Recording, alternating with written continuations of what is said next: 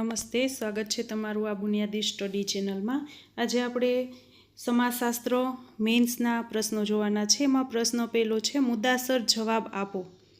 150 થી 180 શબ્દોમાં જવાબ લખવાનો છે। 7 પ્રશ્નો છે, દરેક પ્રશ્નના 5 ગુણ છે। ટોટલ 35 ગુણના પ્રશ્નો છે, એટલે 7 પ્રશ્નો આપણે આવે છે। એમાં અહીં આપણે 2 પ્રશ્નો જોશું।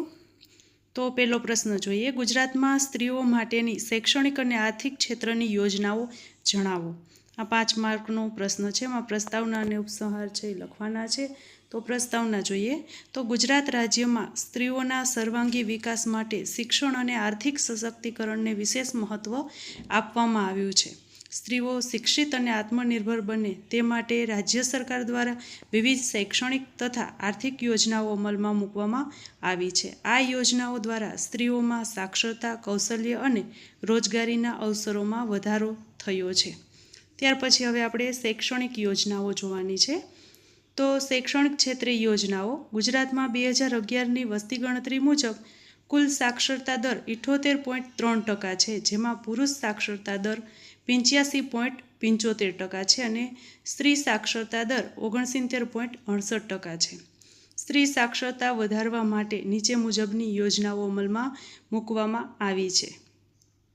તો એમાં સૌ પ્રથમ આપણે જોઈએ તો વિદ્યાલક્ષ્મી બોન્ડ યોજના, કસ્તુરબા ગાંધી બાલિકા વિદ્યાલય, આદિજાતિ કન્યાઓના વાલીઓને અનાજ સહાય।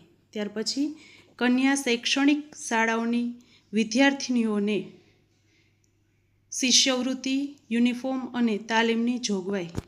ત્યાર પછી કન્યાઓને વિનામૂલ્યે શિક્ષણ। ત્યાર પછી કન્યાઓ માટે હોસ્ટેલ સુવિધા। ત્યાર પછી સાયકલ સહાય યોજના।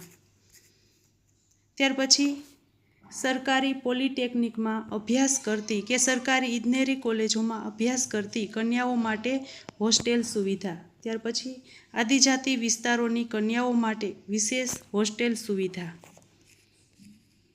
ત્યાર પછી વિદ્યા સાધના યોજના। ત્યાર પછી SSC પછીના અભ્યાસક્રમ માટે અનુસૂચિત જનજાતિની મહિલાઓને શિષ્યવૃત્તિ। ત્યાર પછી હવે આપણે આર્થિક ક્ષેત્રની યોજનાઓ છે એ જોવાની છે। તેમાં 2011ની વસ્તી ગણતરી મુજબ ગુજરાતમાં કુલ કામકાજ ભાગીદારી દર 40.98% છે, જેમાં પુરુષોનો દર 57.16% અને સ્ત્રીઓનો દર 23.38% છે। સ્ત્રીઓની આર્થિક ભાગીદારી વધારવા માટે નીચે મુજબની યોજનાઓ અમલમાં મૂકવામાં આવી છે। હવે આપણે યોજનાઓ વિશે જોવાનું છે। એમાં જોઈએ તો સ્ત્રીઓ માટે તાલીમ યોજના, ત્યાર પછી સ્ત્રીઓ માટે ખાસ રોજગાર કચેરીની સ્થાપના, મિશન મંગલમ યોજના। ત્યાર પછી ગ્રામીણ વિસ્તારોમાં સ્વસહાય જૂથોના ફેડરેશન માટે આજીવિકા કેન્દ્રો। ત્યાર પછી માતા યશોદા ગૌરવ નિધિ યોજના। ત્યાર પછી ઘર દીવડા યોજના। ત્યાર પછી વર્કિંગ વિમેન હોસ્ટેલ સુવિધા યોજના। ત્યાર પછી મહિલા સંચાલિત ગ્રામ્ય દૂધ ઉત્પાદક મંડળીઓ માટે પ્રોત્સાહક સહાય। ત્યાર પછી મહિલા પશુપાલકો માટે સહાય યોજના। હવે છેલ્લે આપણે ઉપસંહાર લખવાનો છે। તો એમાં આ રીતે ગુજરાત સરકાર દ્વારા અમલમાં મૂકવાયેલી વિવિધ શૈક્ષણિક અને આર્થિક યોજનાઓ સ્ત્રીઓના વિકાસ અને સશક્તિકરણમાં મહત્વપૂર્ણ ભૂમિકા ભજવે છે। આ યોજનાઓના કારણે સ્ત્રીઓમાં શિક્ષણનું પ્રમાણ, આત્મવિશ્વાસ અને આર્થિક સ્વાવલંબનમાં વધારો થયો છે। પરિણામે સ્ત્રીઓ સમાજના સર્વાંગી વિકાસમાં સક્રિય ભાગ ભજવી રહી છે। તો આ રીતે આપણો પહેલો પ્રશ્ન છે આવી રીતે પૂર્ણ થાય છે અને આમાં 150 થી 180 શબ્દોમાં લખવાનો પ્રશ્ન છે, એટલે તમારે લગભગ 2 પેજથી 2.5 પેજ જેટલું લખવાનું છે। પછી તમારા જે અક્ષર છે એની સાઇઝ કે પ્રમાણે છે એ રીતે તમે લખી શકો।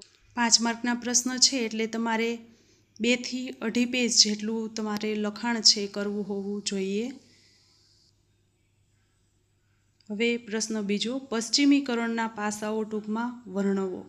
એમાં પહેલાં તો પ્રસ્તાવના જોઈ લઈએ કે ભારતીય સમાજ પર બ્રિટિશ શાસન દરમિયાન પશ્ચિમ સંસ્કૃતિ, શિક્ષણ, રાજકીય વિચારધારા, કાયદા અને જીવનશૈલીની વ્યાપક અસર પડી હતી। ભારતીય સમાજમાં પશ્ચિમના મૂલ્યો, સંસ્થાઓ અને જીવન પદ્ધતિઓના પ્રભાવથી જે પરિવર્તનો આવ્યા તેને પશ્ચિમીકરણ કહેવાય છે.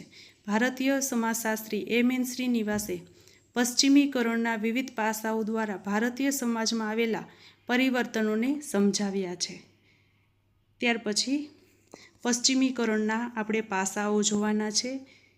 તો એમાં પહેલાં જોઈએ કે કૃષિ અને જમીન વ્યવસ્થામાં પરિવર્તન.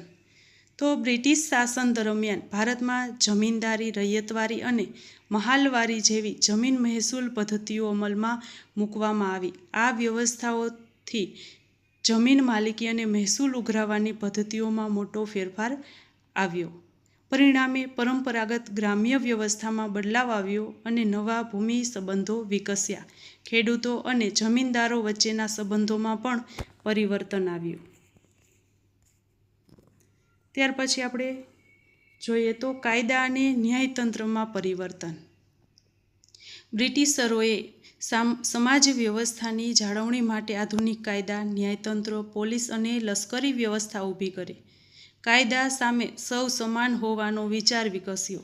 નવી વહીવટી વ્યવસ્થાથી સમાજમાં શિસ્ત, નિયમ અને સંસ્થાગત વ્યવસ્થાનો વિકાસ થયો. તેના કારણે ભારતીય સમાજ વધુ સંગઠિત બન્યો. ત્યાર પછી છે શિક્ષણ ક્ષેત્રે પરિવર્તન. તો એમાં જોઈએ બ્રિટિશરોએ ભારતમાં પશ્ચિમી શિક્ષણ પદ્ધતિ શરૂ કરી. એમાં અંગ્રેજી શિક્ષણ દ્વારા વિજ્ઞાન, તર્કશક્તિ, લોકશાહી અને આધુનિક મૂલ્યોનો પ્રચાર થયો. અગાઉ શિક્ષણ મર્યાદિત વર્ગ સુધી સીમિત હતું, પરંતુ પશ્ચિમી શિક્ષણથી સામાન્ય લોકો માટે પણ શિક્ષણના દ્વાર ખુલ્યા. આ શિક્ષણ દ્વારા સમાજમાં જાગૃતિ અને સુધારણાની ભાવના વિકસવા લાગી. ત્યાર પછી ચોથું જોઈએ તો છાપખાના અને સંચાર માધ્યમોનો વિકાસ. તેમાં જોઈએ બ્રિટિશ શાસન દરમિયાન ભારતમાં છાપખાના શરૂ થયા. તેના પરિણામે અખબારો, પુસ્તકો અને સામયિકોનું પ્રકાશન વધ્યું. લોકો પોતાના વિચારો વ્યક્ત કરી શક્યા અને નવા વિચારોનો ઝડપી પ્રચાર થયો. સામાજિક સુધારણા, રાષ્ટ્રીયતા અને શિક્ષણના વિચારો સમગ્ર દેશમાં ફેલાયા. છાપખાના એ સમાજમાં જાગૃતિ લાવવામાં મહત્વપૂર્ણ ભૂમિકા ભજવી. ત્યાર પછી પાંચમું પાસું જોઈએ તો માનવતાવાદી મૂલ્યોનો વિકાસ. એમાં જોઈએ તો પશ્ચિમીકરણના પ્રભાવથી ભારતમાં માનવતાવાદ, સમાનતા, સ્વતંત્રતા અને બિનસાંપ્રદાયિકતા જેવા મૂલ્યોનો વિકાસ થયો. જ્ઞાતિ, ધર્મ, જાતિ અને લિંગના આધારે થતા ભેદભાવ સામે અવાજ ઉઠવા લાગ્યો. તેના પરિણામે સતી પ્રથા નિવારણ, વિધવા પુનર્વિવાહ અને સ્ત્રી શિક્ષણ જેવી સામાજિક સુધારણા પ્રવૃત્તિઓ શરૂ થઈ. ત્યાર પછી આપણે છઠ્ઠું પાસું જોઈએ તો મધ્યમ વર્ગનો ઉદ્ભવ. વેપાર, ઉદ્યોગ અને શિક્ષણના વિકાસના કારણે ભારતમાં એક નવા શિક્ષિત મધ્યમ વર્ગનો ઉદ્ભવ થયો. તેમાં વકીલો, ડૉક્ટરો, અધ્યાપકો, સાહિત્યકારો અને કલાકારો જેવા બુદ્ધિજીવી વર્ગનો સમાવેશ થતો હતો. આ વર્ગો આધુનિક વિચારો અને પશ્ચિમી સંસ્કૃતિના કેટલાક તત્વોને સ્વીકાર્યા. શહેરોમાં આધુનિક જીવનશૈલી અને નવો સામાજિક દૃષ્ટિકોણ વિકસવા લાગ્યો. ત્યાર પછી આપણે સાતમું પાસું જોઈએ તો લોકશાહી અને રાષ્ટ્રવાદનો વિકાસ.